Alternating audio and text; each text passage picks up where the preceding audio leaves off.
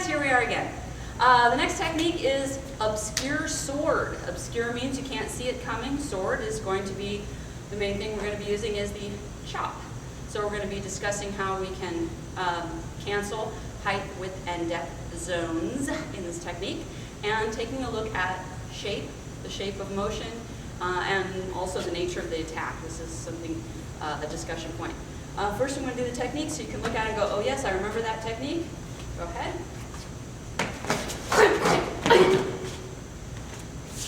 That's the basic move.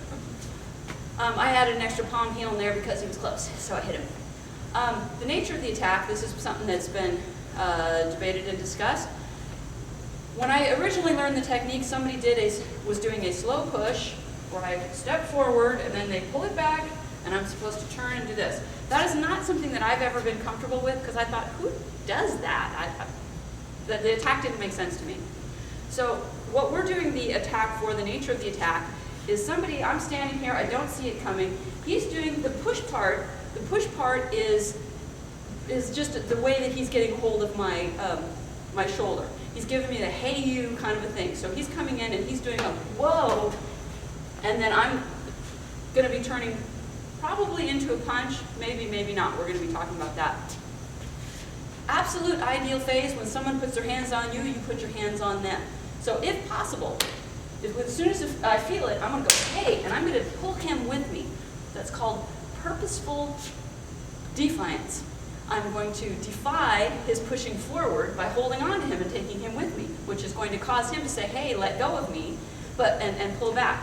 In all likelihood, if his intention was to say, hey, you get me to turn around and punch me in the face, there's not a lot of need for me to make him pull me back because he was going to do that anyway. My feeling is it's going to be very difficult to get that grab on. If I don't see it coming at all, my amazing reflexes to grab hold of him that quickly are probably questionable.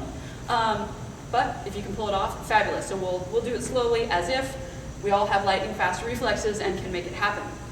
So as he's coming in a little more slowly, he's doing a push and I'm like, hey, I'm grabbing, pulling, stepping out.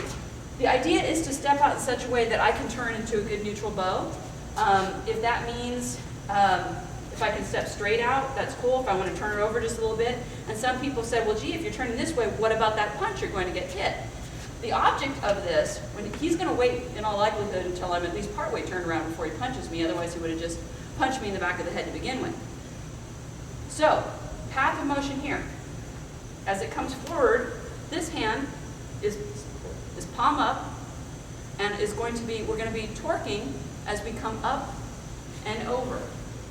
Now what this is going to do is, if he's throwing a punch and it's coming forward, we're going to catch that punch and we're going to be blocking it, checking his width, his height, and with frictional pull, his depth.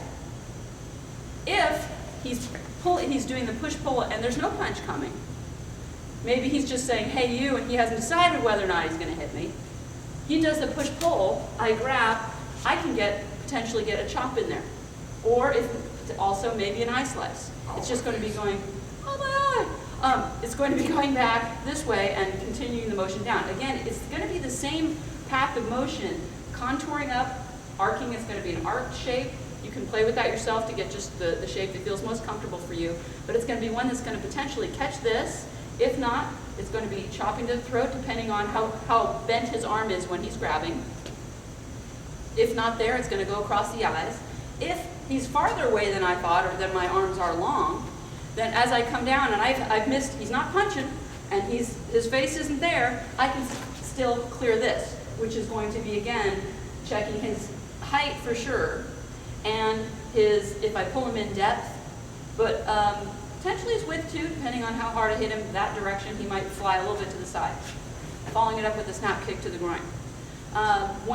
Sometimes if the person is really close, to get that snap kick to the groin, they're here already, and I go, oh my God, how am I going to get that in? There's nothing wrong with using that front hand that's already checking. You've already come through the check, just extend it out, and you can do a palm heel strike. Ideally though, when it comes in, pull up and over for the punch or eye shot, clearing down, either one, snap kick. Be sure when doing that snap kick that you are keeping your hip back. I see again a lot of people, especially from the hard styles, They want to drive their hips into everything, which is great if you are having the time and space to do that. This is a very fast technique. We don't have a lot of time because, hey, there's that punch coming. So you need to keep your hips back and you need to keep that kick ready to go so you can hit him in the groin. Where's, push comes to shove, so to speak, but and you are too close, nothing wrong with rising shin kick up to their groin and behind. This will be obscure sword. Let's just do it one more time so we can take a look at it.